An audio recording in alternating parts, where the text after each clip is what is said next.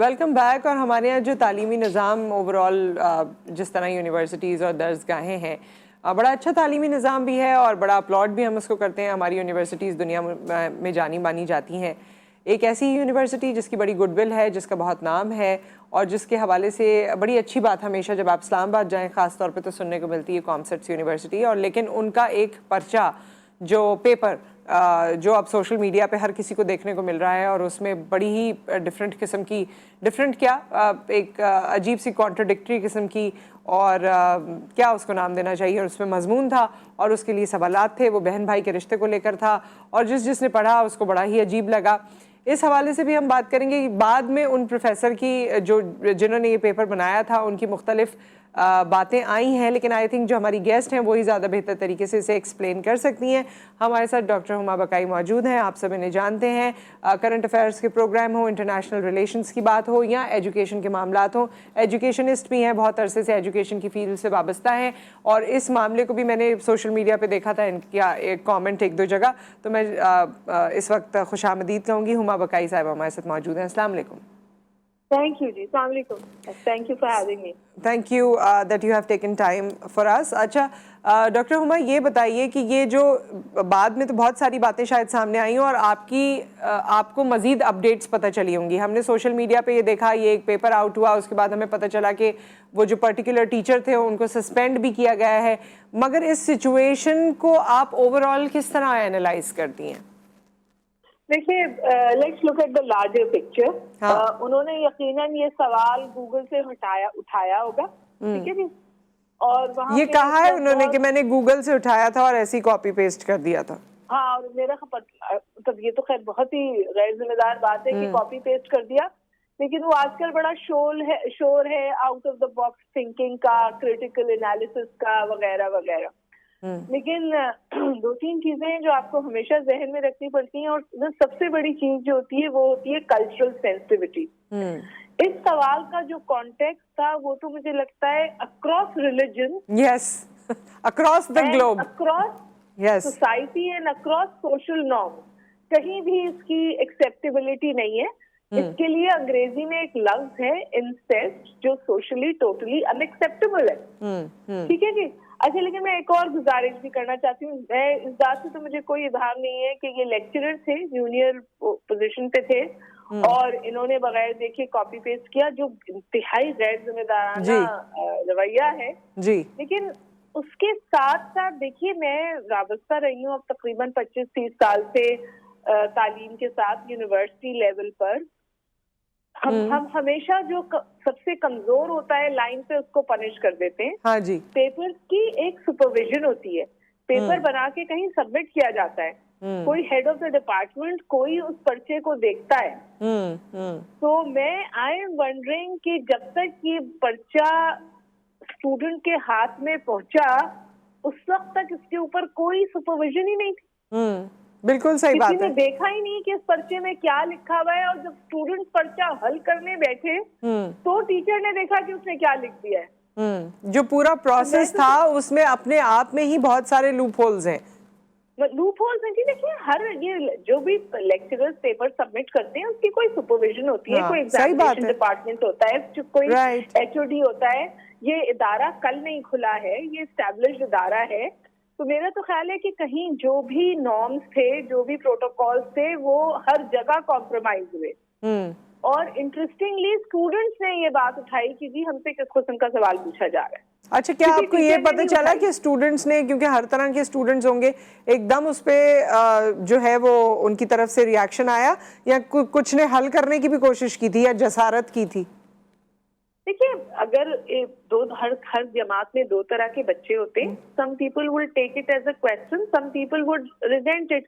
लेकिन ये बात मेरे और आपके कानों तक पहुंची, सोशल मीडिया तक पहुंची, वो इस बात का आकाश है कि एक आउटरेज और अपरोर थी।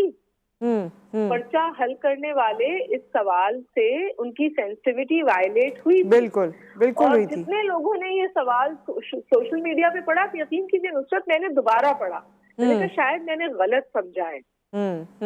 ठीक है जी। तो मेरा तो ख्याल है कि it was a violation of protocol, sensibilities, academic autonomy होती है, लेकिन कहीं पे भी इस तरह की आजादी नहीं होती कि आप मतलब अगर आप इस बारे में गौर से सोचिए। अच्छा डॉक्टर हुमा, ये आजादी पर भी मेरे काफी सवाल आते हैं और इस बात को हम कंटिन्यू करेंगे। एक ब्रेक यहाँ पर आ गया है, ब्रेक के बाद वापस आते हैं और फिर कंटिन्यू करते हैं।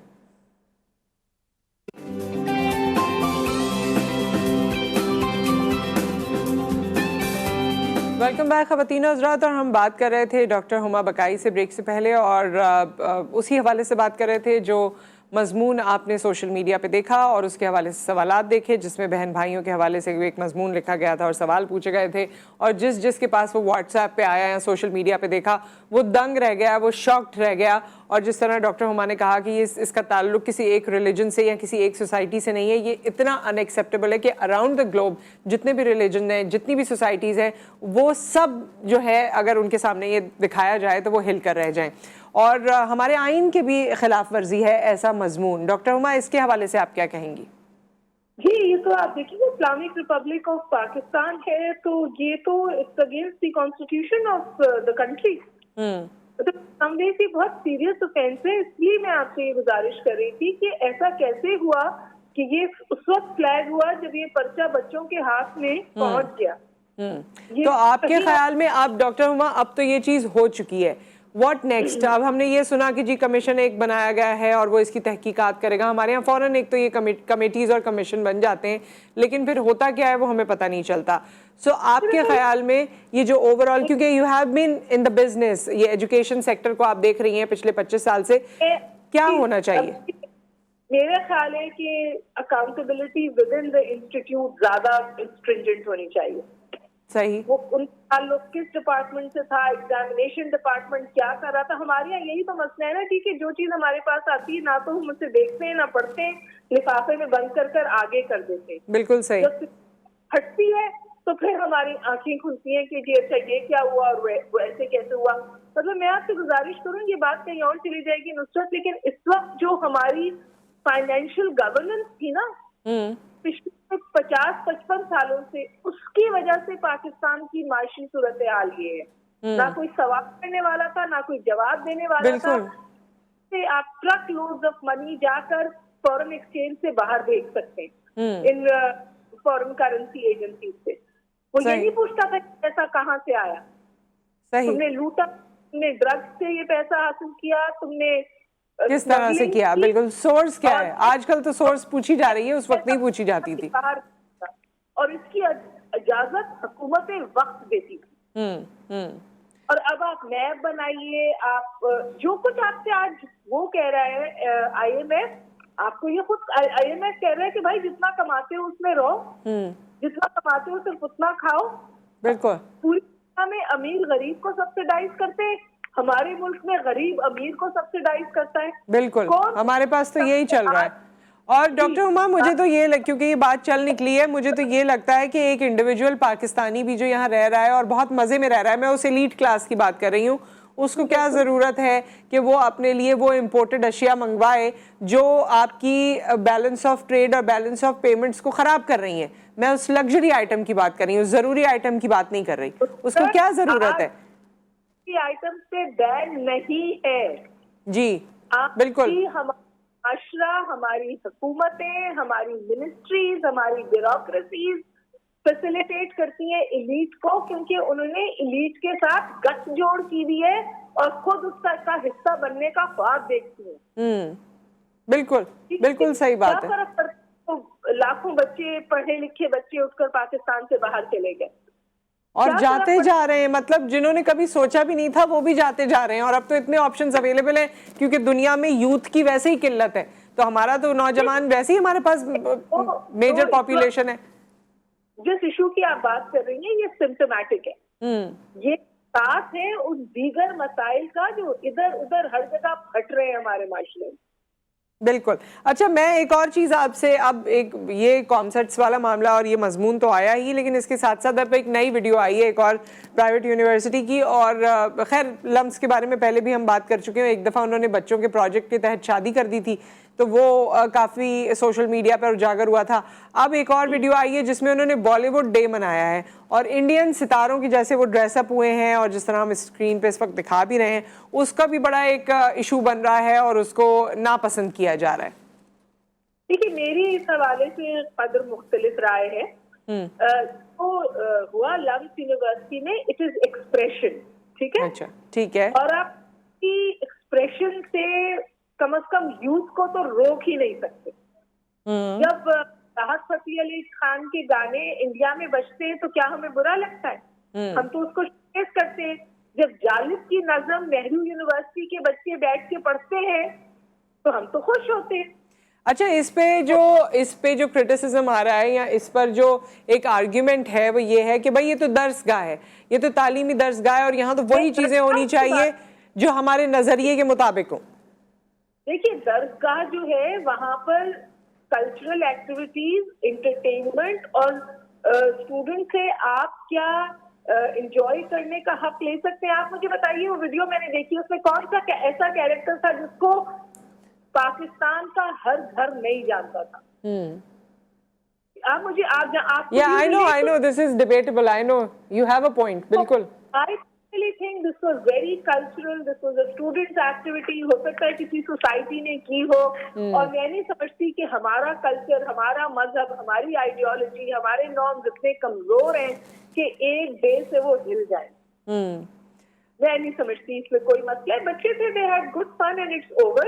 इसमें मैं कोई बड़ी बात नहीं सुनती। वहाँ हर वक्त वहाँ कुछ ना कुछ रहता है। And I think most of the students जो हॉस्टल वगैरह में रहते हैं उनके लिए भी एक थोड़ा सा डिफरेंस हो जाता है कि कोई एक्टिविटी हो रही है या कुछ कर रहे हैं वो। हमारे ड्रामे वहाँ देखे जाते हैं और ये तो दिस इज सो अनफॉर्चुनेट कि जो टॉप लीडरशिप है, बिलखुसूस जो मोदी की हुकूमत है, उसने एक ऐसी सूरत हाल क्रिएट कर दी है कि पीपल टू पीपल कांटेक्ट और कल्चरल एक्सचेंज भी मुश्किल हो गया।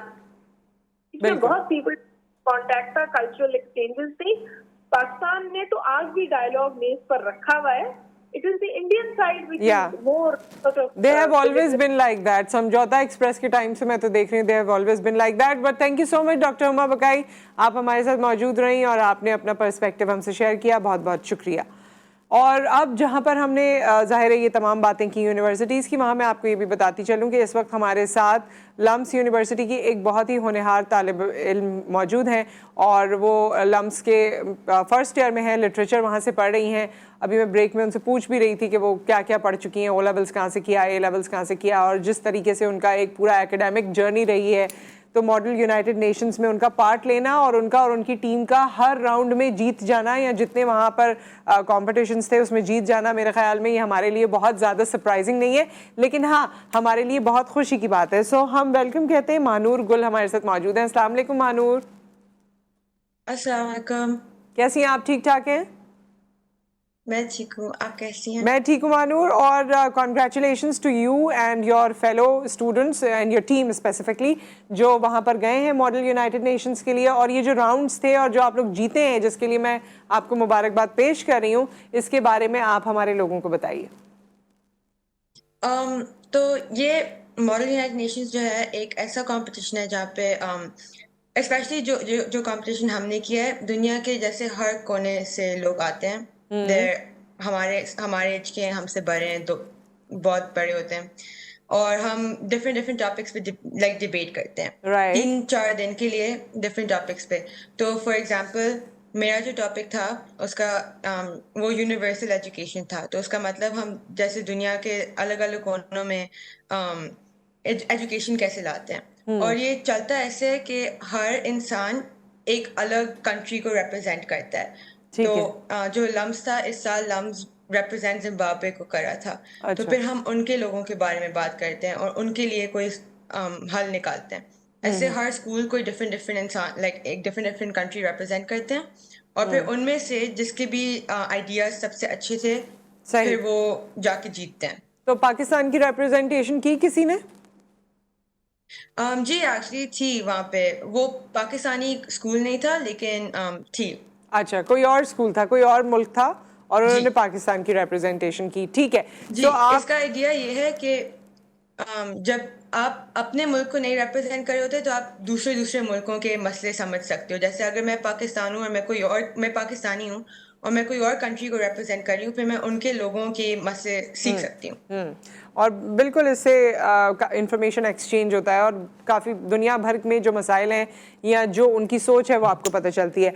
सो आप महानूर ये बताइए कि आपके कितने टीम मेंबर्स थे और आप लोगों की जीतने की वजह आपको क्या लगती है?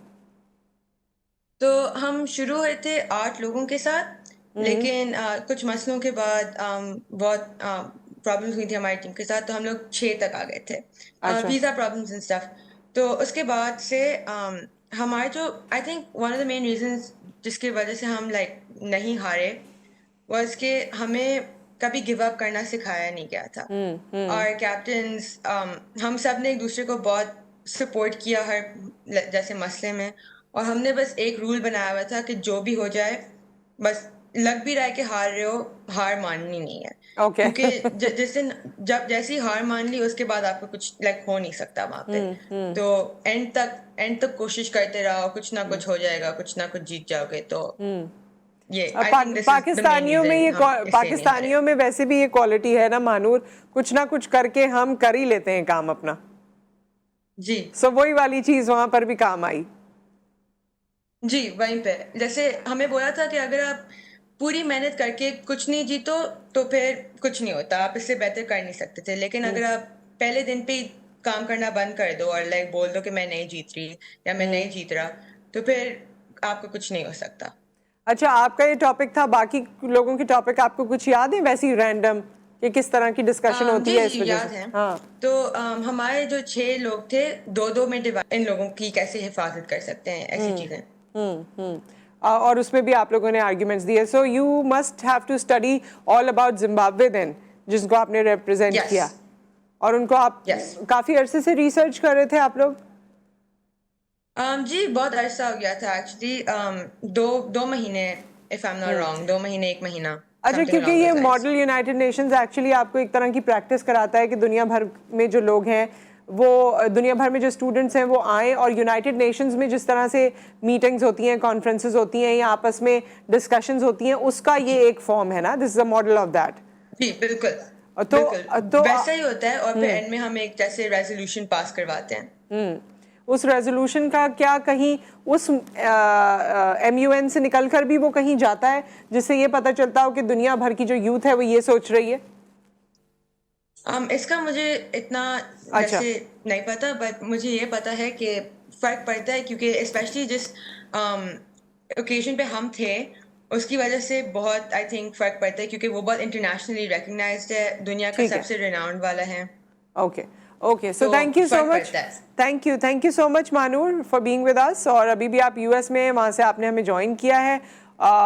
वैसे भी आप डिबेटर रही हैं जिस तरह आपने बताया। All the best to you, बहुत बहुत शुक्रिया आपने हमें ज्वाइन किया। और ये मॉडल यूनाइटेड नेशंस के बारे में मैं आपको ये भी बता दूं कि ये यूजुअली जो हमारे कैम्ब्रिज स्कूल्स हैं वो अपने बच्चों को ये सिखाते भी हैं, इसकी प्रैक्टिस स्कूल में भी होती हैं, और फिर चंद बच्चों को सिलेक्ट करके मुल्क से बाहर भी भेजा जाता है, जिसका खर्चा बच्चे खुद ही उठा रहे होते हैं।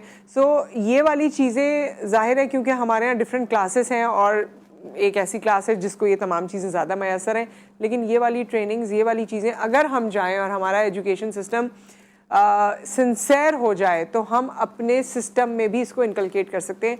इसमें बहुत बड़ी कोई बात नहीं है, हम अपने सिस्टम में इसको ला सकते हैं। एक्सचेंज प्रोग्राम्स हमारे पास यूनिवर्सिटी लेवल पर होते हैं, वो स्कूल और कॉलेज लेवल पर भी हो सकते हैं, लेकिन बात सिर्फ वही है कि अगर हमारी विल हो तो हम ये कर सकते हैं। लेकिन ये जो बात है, मॉडल यूनाइटेड नेशंस में जाके आप अपने यूथ को तैयार कर रहे हैं कि अगर उनको मौका मिले तो वो यूनाइटेड नेशंस में जाके अपनी बात कैसे करें, लेकिन अनफॉर्चुनेटली हमारा यही यूथ हमारे मुल्क से डिसअपॉइंटेड होकर मुल्क से बाहर चला जाता है और वहाँ सेटल हो जाता है, और फिर हम रह जाते हैं अगेन एक नई यूथ को तैयार करने लग जाते हैं। एक ब्रेक आ गया, ब्रेक के बाद वापस आते हैं एक और गेमिंग के हवाले से। We have a very different segment और मेहमान जिनसे आपकी मुलाकात करवाएंगे आफ्टर द ब्रेक।